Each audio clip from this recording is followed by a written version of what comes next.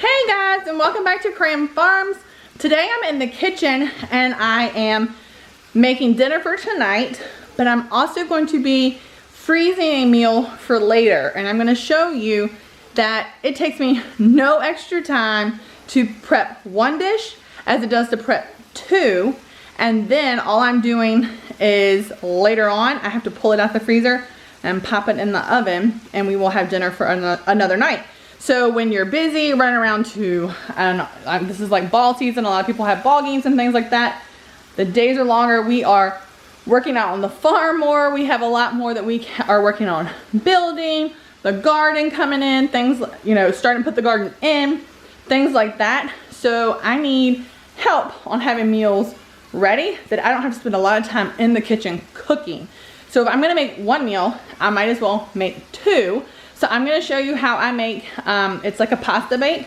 I'll show you the recipe. It's very simple and easy, and I'll have two meals done in no time. So the very first thing, I'm getting my water boiling here for the pasta. And then I am working on just cooking up my ground beef. And so if I was cooking 1 pound, it's really not gonna take me any more time to cook 2 pounds. So I just have 2 pounds of ground beef going in here. I salted it with a little bit of my Redmond real salt, and that's it. That's cooking right now. So while that's cooking and my water is boiling, we can actually mix up the rest of what I am going to use for our our cheese filling. So while my pasta is boiling, I'm just going to grate up this entire thing of Parmesan. We don't use that powdered Parmesan cheese that you can buy in the store because we like fresh whole ingredients.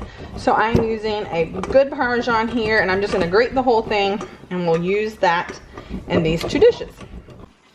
So now my beef is cooked, and I have been going through my shelves and cleaning off and cleaning through things that need to be used up, and I had 2 of these pasta sauces that needed to be used up. The expiration dates were coming up, so I'm going to use those 2 in my pasta bake. It's just an organic tomato and herb pasta sauce that I had, and I'm going to use 2 of these, and I'm just going to mix them in with the beef, and then we're just going to stir this in, and this is the sauce that we will use in our pasta bakes. Okay, so remember, this is a double batch I'm making, so I have some for now and some for later. So I put that entire block of Parmesan that I grated in there, and now I'm using 2 containers of ricotta cheese. Woo! I should have gotten a bigger bowl. And then we're just going to combine that ricotta with the Parmesan. Let's see how much of a mess I'm gonna make here. You're not cooking in the kitchen, right? Unless you're making a mess. See? I already lost some cheese. Alright, so we're just gonna mix all this in, and then to this we're gonna add a few more ingredients. So I'm gonna add some garlic. Now, I don't know what's going on at your grocery stores, but when I went to the store yesterday, the spice aisle was almost empty, and they had several of the organic garlics on closeout. So I picked up 2 more things of garlic so that I would have it, and I couldn't even find onion powder. So check your stores. There's lots going on out there today, and so you want to make sure you've got some things stocked up.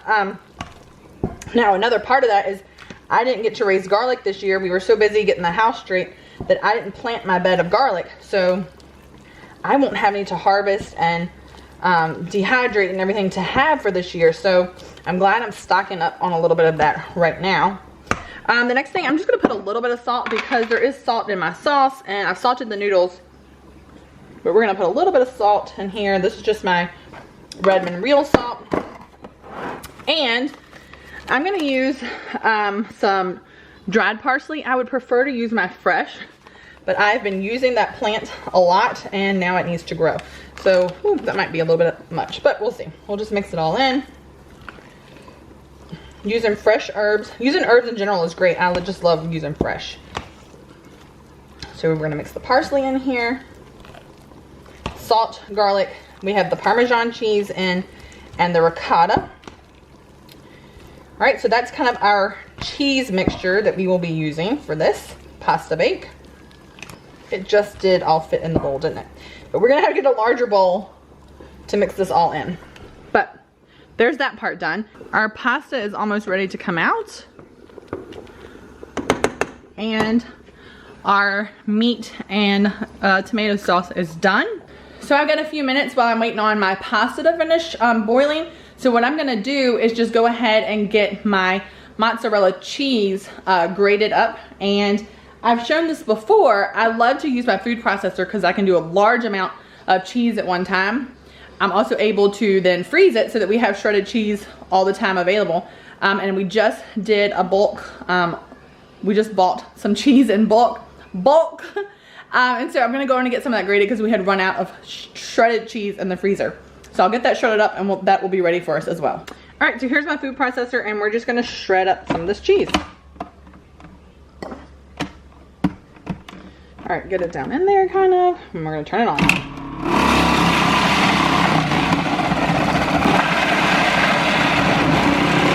I will keep shredding some more of this, but let's go on and get some of this assembled because my pasta is ready now. All right, I really love this strainer because it goes perfectly across my sink.